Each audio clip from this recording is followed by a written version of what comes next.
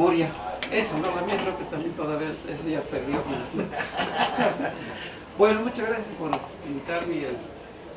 Este es un compendio de varios trabajos y espero poder presentarles así la intención de la investigación. Involucra hechos experimentales, hechos curiosos, accidentes y resultados. Entonces quisiera que fuera lo más platicado posible como difusión. No tenemos que hacer más que ver y presentar resultados y espero que pueda dejarles un buen sabor de boca. Entonces este trabajo es totalmente desarrollado en el Instituto de Física, con un grupo de trabajo que nos echamos las chambas teóricas experimentales. Entonces involucro radiación térmica por calentamiento y efectos de energía de electrones en movimiento que chocan contra la estructura de los huesos. En particular le puse este título porque es aplicable a cualquier parte donde tengamos hueso. Esencialmente me voy a dedicar a platicar sobre la estructura inorgánica. La orgánica es para los biólogos, y los dentistas, médicos y todo eso es la parte orgánica. La inorgánica, que es la parte material, es algo que nosotros podemos tener acceso. Y es lo que voy en esa dirección me voy a concentrar. Por favor, entonces, pasamos a la siguiente parte. La radiación, entonces, va a incluir efectos de temperatura, entre temperatura ambiente y 600 grados. Evidentemente que esto no ocurre en el cuerpo humano, pero muchas de las cosas que se observan tienen que pasar este intervalo de temperatura para resaltar los efectos y entonces ver la importancia de nuestros huesos, especialmente de nuestros dientes, y que podría ser como los elefantes, ¿no? Dice, ahí va un elefante que trae marfil en la boca, ¿no? Entonces nosotros decimos, ahí va uno que trae buenos dientes y la importancia que tienen los dientes en particular. Y la parte de los electrones, nosotros vamos a concentrar esta plática en términos de lo que ocurre en un microscopio electrónico que está de moda porque todo el mundo ve cosas en el microscopio y yo aunque no las veo, las exhibo aquí, pero la parte importante es lo que los microscopistas no ven, que es precisamente la interacción de electrones con la materia, o sea, el choque en sí, como partícula. Los que ven imágenes, aquí también las vemos, tiene que ver pues, con la longitud de onda de la radiación de electrones. Entonces la parte visible realmente es porque alcanza uno a ver más que la luz, por motivos de la longitud de onda. Y la parte de la colisión es algo que los microscopistas se brincan y en particular yo he concentrado como si fueran canicas, lo más que se puede, los electrones. Para motivar un poquito el asunto, la estructura del hueso tiene la parte mineral, este compuesto que se llama fosfato de calcio hidratado, 2 veces. Este arreglo del fosfato de calcio en su estructura atómica genera, es un aportador, sino con mi familia, genera hexágonos, genera hexágonos, aquí pueden ver los hexágonos arreglados solitos, ¿no? Preferentemente de fósforo y de calcio. Y las partes de los centros de los hexágonos son precisamente los radicales OH, estos están aquí. Esto pasado a la imagen de cristal, este hexágono está mostrado en esta columnita de 6 partes y resaltada lo que se llama la celda unitaria, que si coloco 6 de estas forma el hexágono, como un edificio tipo hexagonal. Por eso corresponde al grupo espacial de P63, porque tiene 6 alrededor del eje, tiene 6 ejes de rotación que se repiten en la misma situación. Y tiene una diagonal de M, quiere decir mirror espejo, porque en cada uno de ellos el radical OH se refleja como espejo. Y está en el centro de la columna de la estructura de la hidroxiapatita. Entonces, todos los huesos, los dientes, los pelos, las uñas, tienen hidroxiapatita. El que tiene más pureza de la componente mineral son precisamente los dientes. realmente es el 90% de hidroxiapatita que tiene, casi 95% de estructura, ¿cómo se llama?, de hidroxiapatita. El fosfato de calcio en general es pues una sal común y corriente derivado del ácido fosfórico. El ácido fosfórico normalmente está presente en la Coca-Cola, ¿sí? Entonces la Coca-Cola, si ustedes quieren hacer un experimento, una llanta que no le pueden quitar las ruedas a los automóviles, échale Coca-Cola y se afloja, es un afloja todo realmente. Sí, la Coca-Cola, eso es realmente la parte del fosfato, del ácido fosfórico. Mira. Y el calcio sustituye el ácido y entonces forma un material demasiado duro. En la escala de dureza, el fosfato de calcio, la hidroxiapatita, así dicho en pocas palabras toda esta cosa, es el quinto lugar del material más duro. El primero es el diamante, luego seguidamente varios materiales, y entonces la hidroxiapatita es el quinto lugar de la dureza en la naturaleza, ¿sí? Entonces tenemos algo en la boca macizo, ¿no? Y bueno, los huesos también, ¿no? Entonces, y dependiendo de la cantidad orgánica que tenga, pues hace que el hueso sea cartílago, hace que sea pelo, hace que sea uñas, ¿no? Bueno, no es clase de biología, pero lo importante es resaltar dónde tenemos esa contribución, en qué proporción. Entonces, esta es la parte importante en términos de que esa es la estructura. Pasemos a la siguiente. En forma de no dejar pasar qué hace uno cuando hace síntesis en un laboratorio, cómo hacer hidroxiapatita sintética. Una forma es pasando directamente de los componentes. El pentóxido de fósforo y el óxido de calcio se combinan a temperatura arriba de 1000 grados. De tal manera que por esta región, la combinación de la temperatura y de la concentración hacen por aquí la presencia de la hidroxiapatita. ¿Y por qué me muestra esto? Porque esto en la síntesis natural, en la síntesis normal, en laboratorio, en donde quieran formarlo, actualmente hay interés de hacer hidroxiapatita sintética, porque como es un material es un material orgánico biocompatible, es un material biomaterial, entonces hay tendencias de hacer un esqueleto humano a partir de la hidroxiapatita. Recientemente el coral es otra de las fuentes de donde puede uno sacar la hidroxiapatita. Aquí en el Instituto de Materiales, la doctora Piña vende por kilos hidroxiapatita fabricada a partir del coral, ¿no? Entonces, en el laboratorio normal es que ocurre a muy altas temperaturas. Esto no es para mostrarle esta cosa, sino la consecuencia de que en nuestro organismo no ocurren estas temperaturas y se forma la hidroxiapatita. Desde que el feto viene en proceso, ya se está formando la hidroxiapatita de los huesos de los chamacos. Entonces es un proceso maravilloso porque no ocurren a esas temperaturas, ¿no? Ocurren naturalmente. Procedemos, por favor.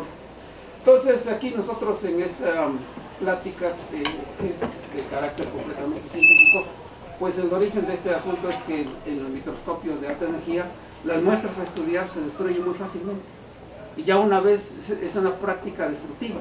Si es muy de alta energía, las muestras se destruyen rápidamente, y si es de baja energía, el microscopio se destruye más lentamente, lo cual quiere decir que cuando hace uno un experimento tiene varias muestras para volver a repetir el experimento, porque recuerden ustedes que si algo se observa y no se observa otra vez, nadie se lo cree. Entonces hay que volverlo a hacer y que salga igualito, y entonces esta muestra ofrece la bronca de que no es repetitiva la misma muestra, pero puedo tener la otra muestra y debo sacar el mismo resultado que la muestra que se destruyó. Entonces, en los microscopios de alta energía, este proceso es muy rápido. Y en los de baja dura más, pero no veo lo que quiero ver. Entonces, procedemos, por favor. Entonces, voy a empezar con los daños por radiación de electrones producidos generalmente por un microscopio, que es donde yo quiero ver. Los daños normales que ocurren en una muestra es del tipo radiolítico, que se llama así, y es la interacción del electrón con el electrón de la muestra, y rompen las valencias de la estructura, entonces las muestras se degradan, se dañan, y la radiación de que los electrones le pegan directamente al átomo son los más interesantes, porque los desplaza y los daña moviendo todo el átomo. En el otro caso nada más se dañan los electrones, y estos producen una valencia repulsiva y se dañan en esas dos direcciones. El primer proceso ocurre a baja energía, o sea, casi abajo de los microscopios le llaman 100 electrones, de 100 keV, que le llaman 100 MeV, no, ¿cómo se llama? No tiene el efecto radiolítico. Todos son arriba de 100, entonces resulta que nuestra concentración es en el efecto de conexión de electrón-átomo. Le pegan los canicazos y se degradan de alguna manera que los conozcan bien. Procedemos entonces a la siguiente. Entonces nosotros, para poder evaluar este proceso, podemos calcular la transferencia máxima del electrón al átomo, y esta formulita es 2 veces la energía de bombardeo, la masa de la partícula blanco, es el átomo, y corrección de relativismo, ¿no? Con esto es la máxima que yo le puedo transferir, pero resulta que entre ese proceso, el máximo, y los intermedios, ocurren procesos a una energía T a partir de la energía de bombardeo, que no necesariamente es la máxima. Entonces, yo evalúo lo que se llama la sección de transferencia de energía T del electrón al átomo a partir de la energía que trae el electrón T, donde la máxima va a ser T máxima, pero antes de la T máxima está la T, la que le toque, porque viene inclinada, porque lo agarra ya después de que perdió energía cuando el electrón se mueve en la muestra. Entonces, este es el cálculo que he hecho realmente por Bohr, y nos permite saber qué tanta energía se puede transferir a partir del electrón en el proceso. Además, esta expresión muestra la probabilidad que la colisión ocurre, porque finalmente la sección transversal es el área de interacción del electrón con el átomo. Entonces, esta es la cantidad que asegura cuánta energía se transfiere a partir de la incidencia y cuánta se le queda. Entonces, procedemos a evaluar la probabilidad de desalojar una partícula formada de la estructura del hexágono. Entonces, tenemos la probabilidad de que el desplazamiento ocurra con la energía que se transfiere, y esta se llama la energía de la sección de desplazamiento, o sea, la probabilidad de que yo arranque algo, es decir, si fuera una canica, que yo le pegue a la cosa esta y que la desplace, ¿no? ¿Qué probabilidades ocurre? Primero tengo que pegarle, esa es la primera de arriba, para que le transfiera energía, y segundo, si le pego, si la energía es suficiente para arrancarlo.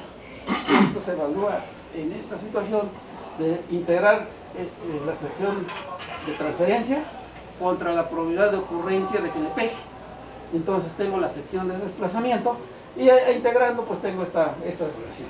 Entonces, una explicación nada más que geométrica del asunto, y yo tengo por favor la siguiente situación, en donde pues los coeficientes de integración son estos, son numéricamente, los evalúo, y aquí la importante situación es que la omega involucrada en el resultado implica la energía máxima de transferencia y la energía de desplazamiento. La energía de desplazamiento es, por ejemplo, si fuera la botella y le pego una canica, la mínima energía que debo tener para que la cosa se mueva. Eso se llama energía de desplazamiento. Si no me alcanza, no ocurre el desplazamiento. Entonces, este número tiene que ser, para que ocurra, mayor que 1. Porque si es menor que 1, no le alcanza la energía máxima que yo le puedo transferir para moverla. Entonces no se desplaza y no pasa nada. Y en estos casos que pase, entonces tengo que tener una energía de máxima que sea por encima del desplazamiento, por si no, no ocurre el problema. Entonces procedemos, esto fue evaluado por el profe en el 89. Entonces pasamos a la siguiente, y a la siguiente. Y los resultados de toda esta historia es la siguiente, la que sigue, si uno quiere, ¿sí?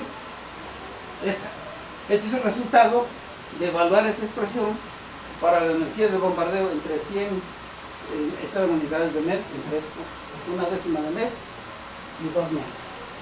Todos los microscopios quedan comprendidos aquí, porque finalmente en el experimento tiene que ver con un microscopio electrónico.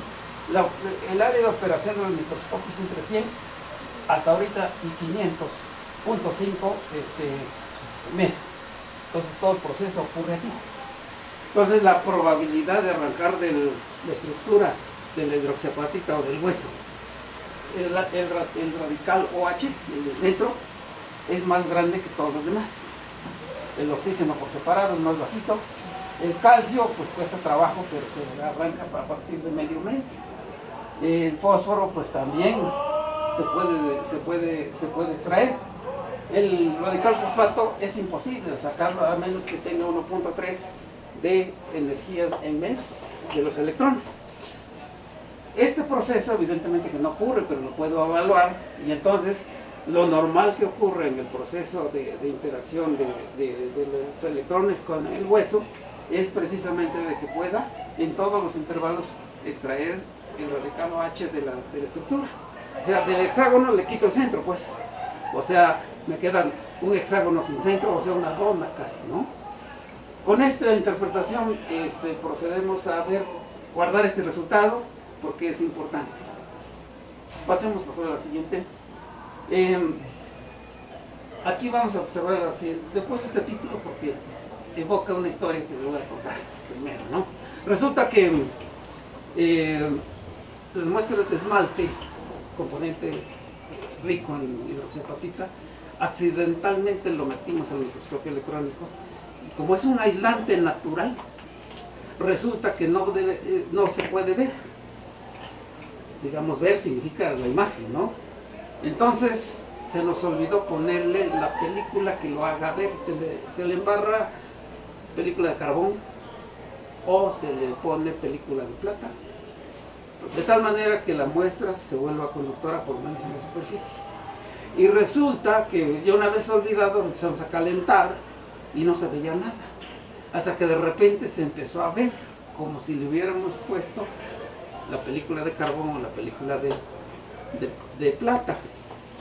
Entonces eran 200 grados cuando estaba ocurriendo, y entonces mi compañero y yo dijimos, ¿a quién le echó la película de carbón para poderse ver? Si finalmente no se estaba viendo, se veía así como vidrio opaco cuando está lloviendo y quiere ver para arriba, tiene que ser así, no se podía ver nada.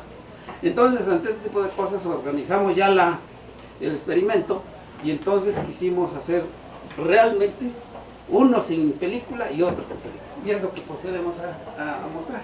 Entonces aquí dice imagen de campo claro de la muestra, previamente cubierta con carbón. Entonces vemos que se ve claramente la imagen de la superficie, ¿no? A 200 grados, en un microscopio de 200 a 400 grados está esta situación. Entonces se ve. Luego procedemos a la siguiente. Se ven como arbustitos entre 300 y 400 y 500 grados, se ven como salientes de la superficie. Procedemos a la siguiente. Esta fue sin cubrir con carbón. Esta fue la sorpresa. Los arbustos se ven alineados como en un cerro, los arbolitos vistos desde lejos. Este carbón era precisamente el que en el vacío del sistema de microscopio lo deja como basura, y se le pegó a la superficie y se puso como pelos así no peinados, ¿no?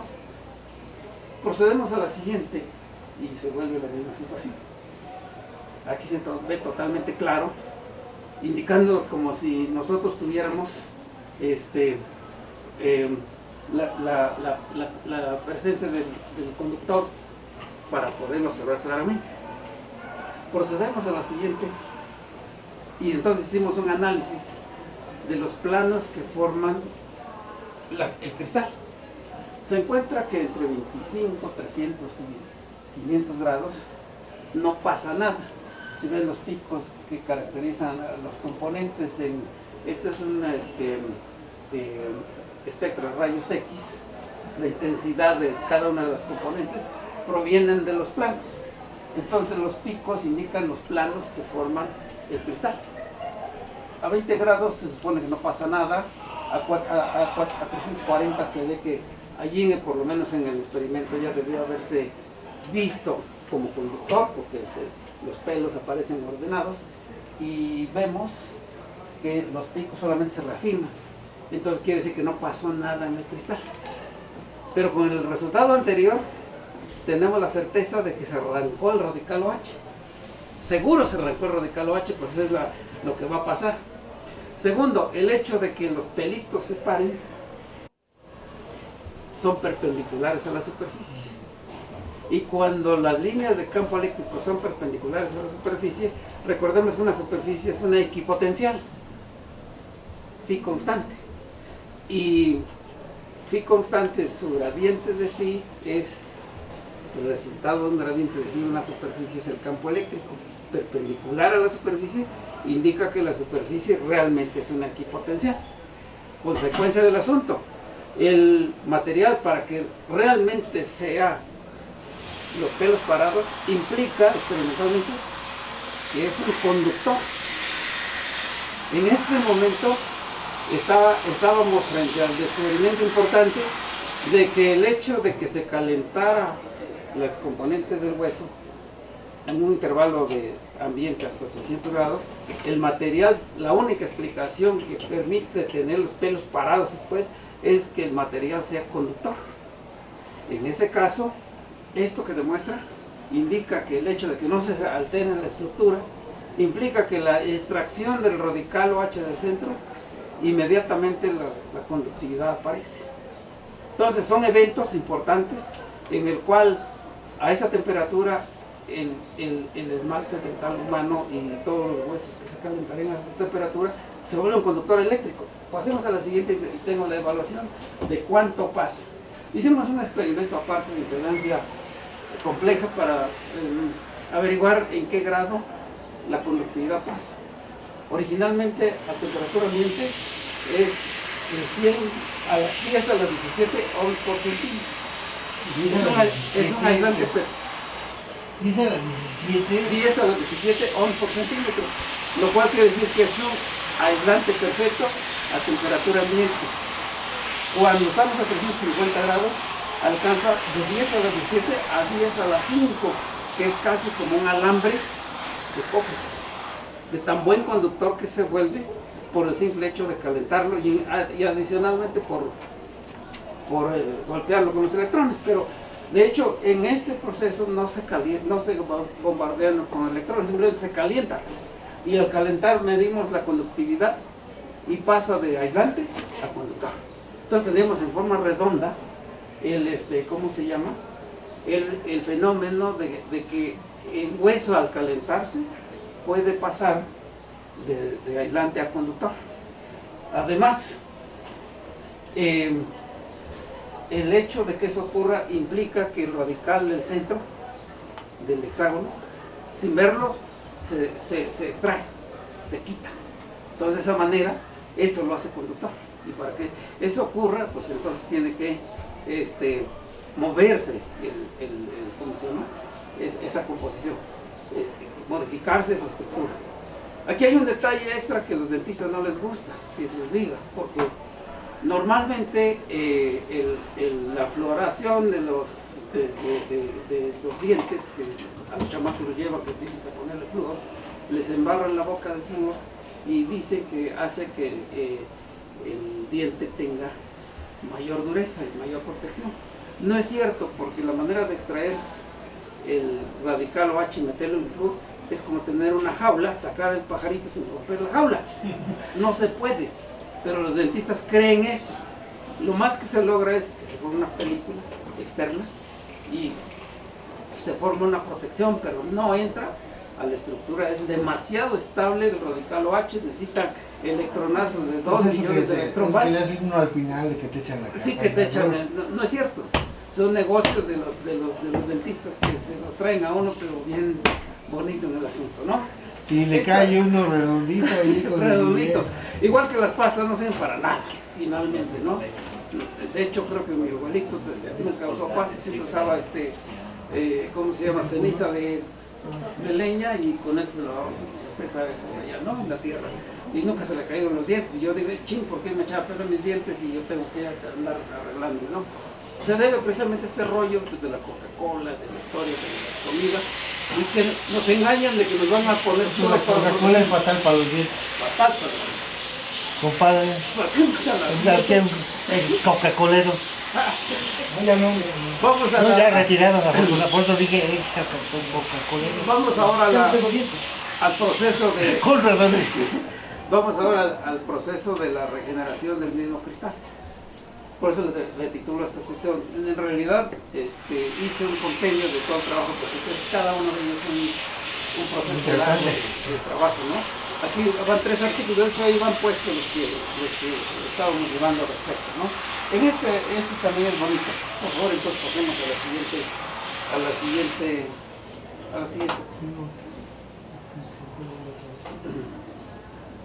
Esto es no lo puedo bajar un poquitito. Ahí está.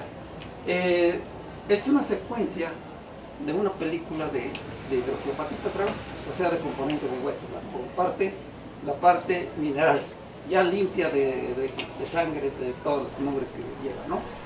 Entonces, el cambio in situ, quiere decir en vivo, se toma un video, está pasando, y el bombardeo de los electrones ocurre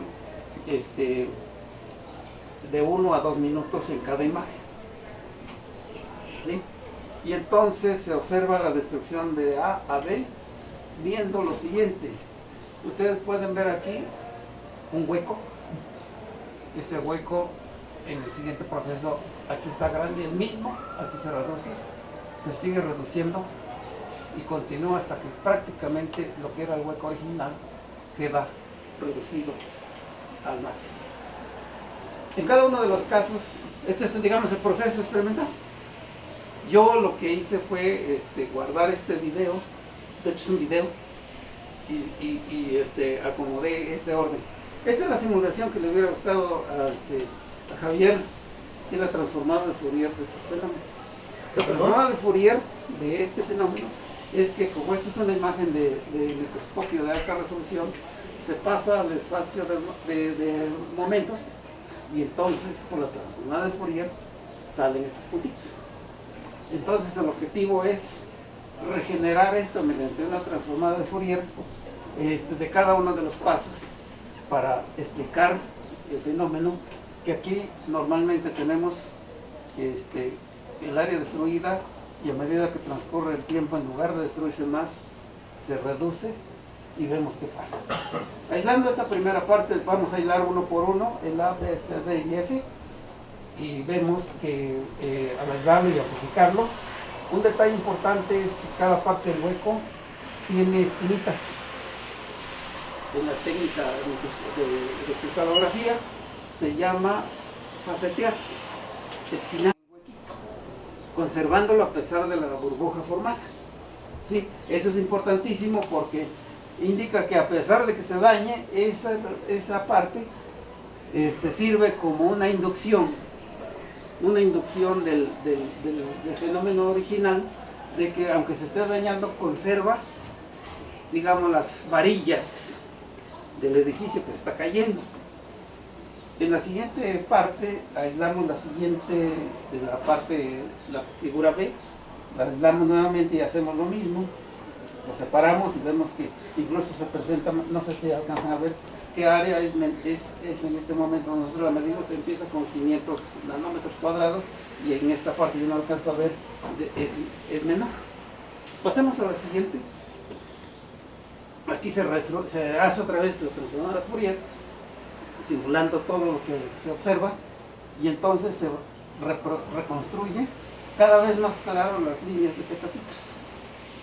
El efecto de las esquinas continúa presente, y eso es fundamental en el hecho de que al estar bombardeando se reducen las áreas que se dañaron, en términos de que estas líneas conservan la estructura original de los átomos sueltos que el mismo daño de la radiación produjo, ¿no? Y la siguiente sería la C, la separamos nuevamente, el área es más chica ya, y volvemos a hacer la simulación de transformada de Fourier, y encontramos más claro el asunto, se ve ya menos hueco, ya se ve más denso, las esquinas siguen presentes, y aquí en esta parte también se exhibe ese efecto de esquina, y la simulación implica que el fenómeno de la reestructura lo estamos reproduciendo tal como está ocurriendo. Esta sería como la C, o la D, creo que dice ahí. La D ya es un área menor, por favor, y la transformada es más clara. De hecho, aquí ya se ve como si no pasara nada. Simplemente el contraste ya es más, se ve nada más como mancha, pero el área que se dañó queda reconstruida. Esta es la última, porque es creo que la E, queda así y lo pasamos a su transformada y este es más claro que el agua. Queda como si volviéramos a iniciar el fenómeno de que el hueco que se generó después de, no me acuerdo cuántos, de 1, 2 minutos, 5, 10 minutos, la parte dañada queda reconstruida, casi totalmente. Entonces, aquí está la referencia en que se publicó este asunto.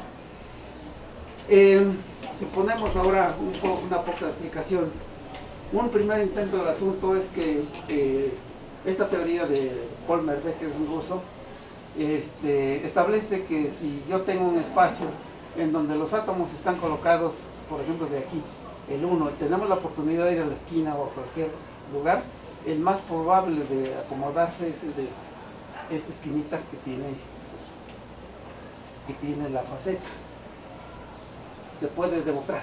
De hecho, lo aproveché y dije, no, pues aquí mero está la parte buena. De hecho, esta predicción establece que las esquinas son las favorecidas. Por eso las esquinitas que hago hincapié en que aparecen en el hueco son importantísimas. Porque esta sugerencia establece de que la más probable de todas es acomodar un átomo precisamente en donde hay una esquinita. Eso quiere decir que las esquinas son como el rincón brujo, ¿no? Ahí se puede más fácilmente acomodarse uno que a la orillita aquí vemos un desnivel y luego de ese desnivel vemos la esquinita que tiende a acomodarse aquí las partículas. Con este asunto procedemos a la siguiente. Un modelito sencillo es imaginar la película que empieza, entra la radiación y se alocan los átomos por la radiación que le está llegando, de manera que generan un hueco, produciendo la burbuja y las esquinitas. Estas esquinitas entonces tienen la propiedad de hacer lo que en la mesita se presenta. En cada esquina hay más chance de acomodar las partículas que quedan sueltas en alguna forma en el hueco y seguir la dirección predicha por la transformada oscurita. Entonces, por eso puedo ya, así con esto, dar un sumario de resultados de que pues, la correlación entre las propiedades físicas y químicas del material del hueso humano